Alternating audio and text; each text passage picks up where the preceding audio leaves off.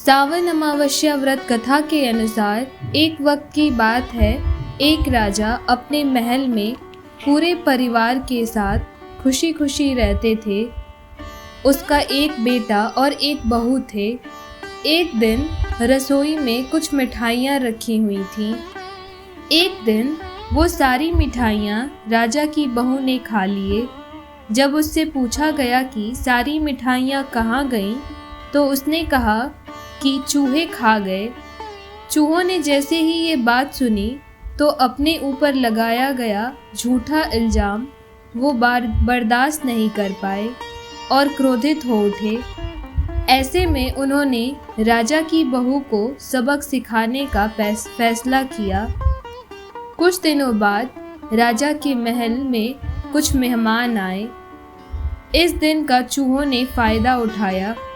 चूहों ने राजा की बहू की सारी साड़ियाँ चुराकर महल आए मेहमानों के कमरे में रख दी।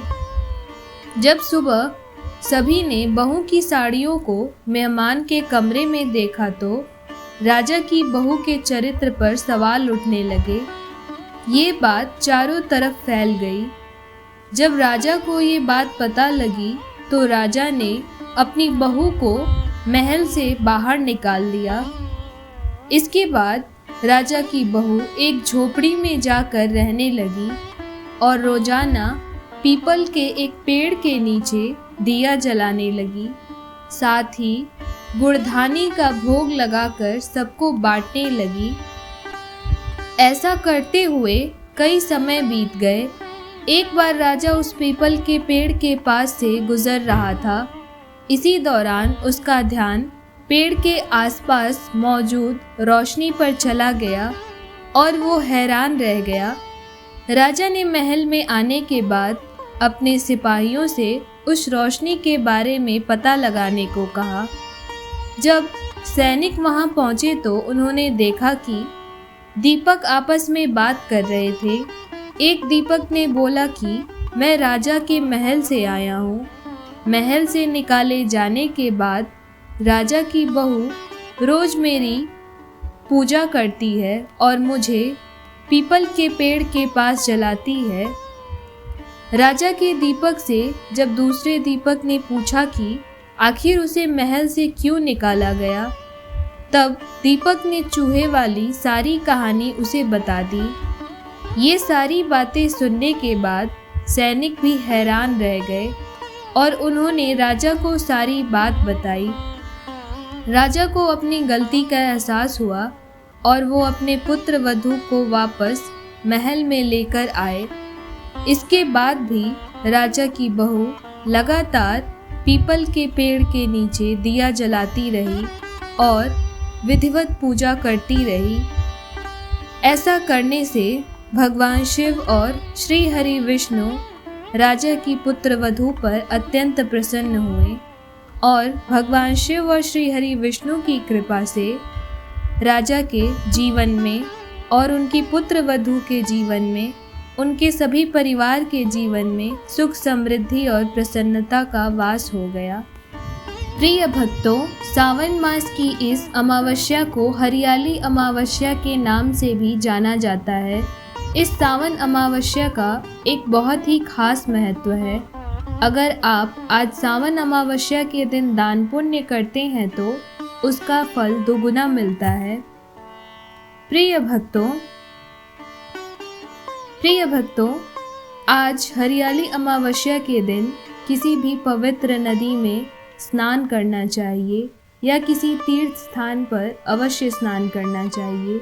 ऐसा करने से शुभ फलों की प्राप्ति होती है। लेकिन अगर आप किसी तीर्थ स्थल या किसी पवित्र नदी में स्नान नहीं कर पा रहे हैं तो कोई बात नहीं है। आप अपने घर के ही नहाने के पानी में थोड़ा सा गंगा जल मिलाकर स्नान करिए। ऐसा करने से भी आपको वही फल प्राप्त होंगे जो आप किसी पवित्र नदी या किसी तीर्थ स्थल पर जाकर स्नान करेंगे। तो ऐसा आप अवश्य करिए। स्नान के बाद ध्यान आदि अवश्य करना चाहिए।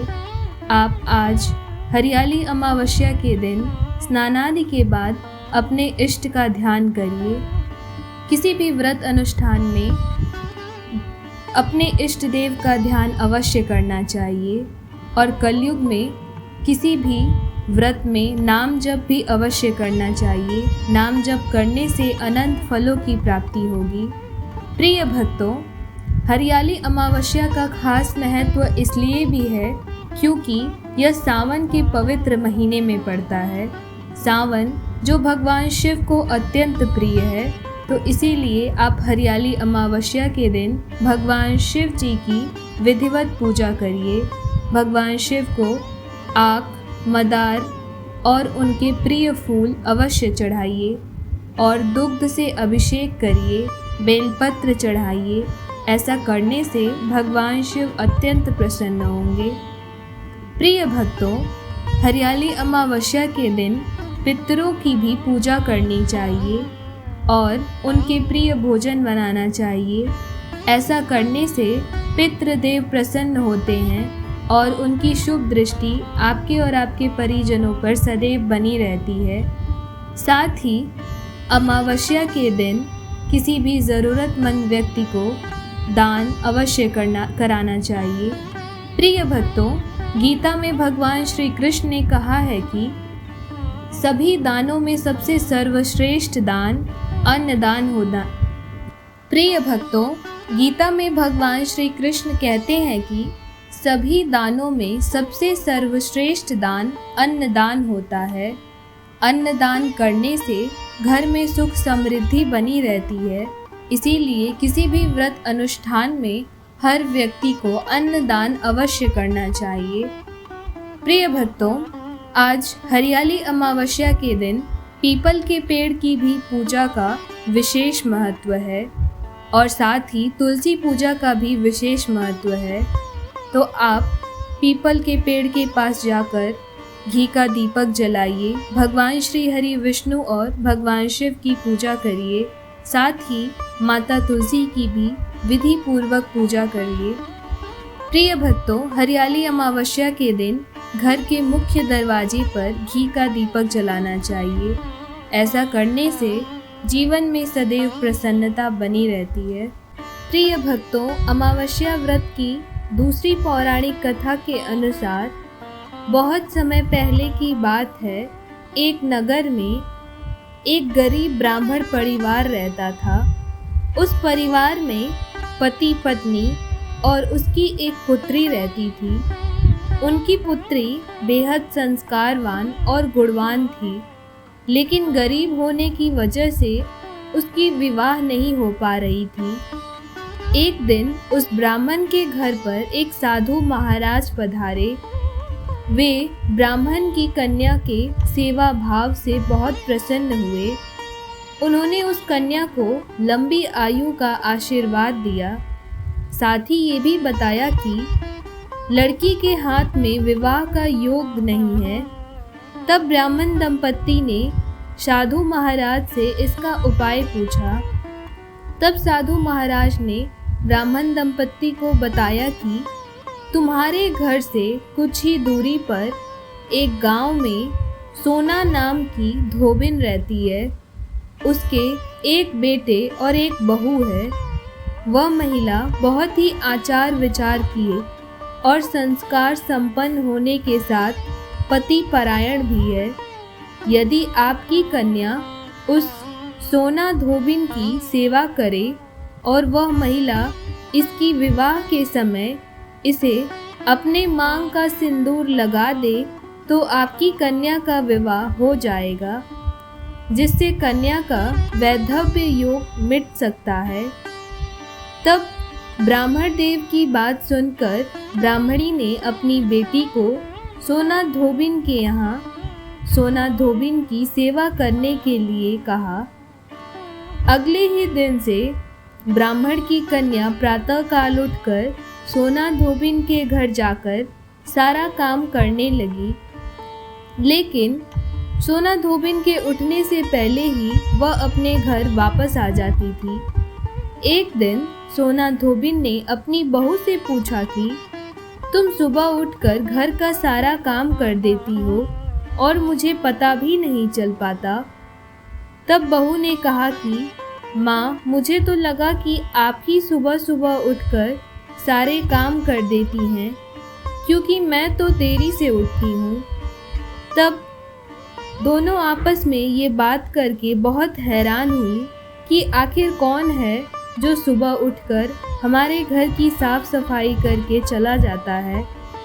यह सब जानकर दोनों सास बहू अब अपने घर की निगरानी करने लगी। कई दिनों के बाद उस सोना धोबिन ने देखा कि सुबह सुबह एक कन्या मुख ढक के उनके घर में आकर सारा काम करने के बाद चुपके से चली जाती है।